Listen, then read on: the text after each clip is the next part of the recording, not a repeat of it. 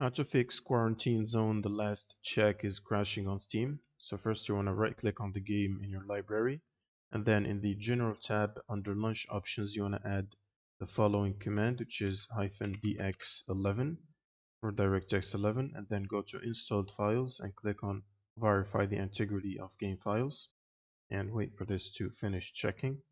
And once it's done, you want to also make sure to install the redistributables. You can search for redist, and then from the first link you can scroll to the second table here and download the 86 version and the 64, both of them, and install them individually. And once you finish installing them, it will ask you to restart your computer. And after the restart, you can also check if you have the latest updates. So if you have an NVIDIA graphics card, you'll need NVIDIA app. And then you can go to the drivers tab from here and make sure to download and install the latest available driver. For example, here the Game Ready driver. And if you're up to date, you will need to run Steam as admin before launching the game. So you can search for Steam, right click on it and run as admin. And then you can proceed to launch the game, and this should fix the crash issue.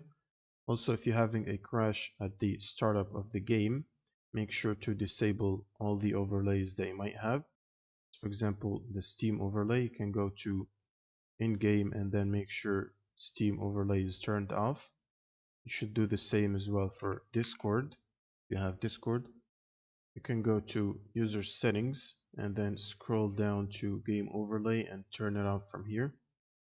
And you should do the same if you have the NVIDIA app. Go to the settings and disable the overlay. You should also disable the overlay if you have MSI Afterburner or Riva Static Tuner.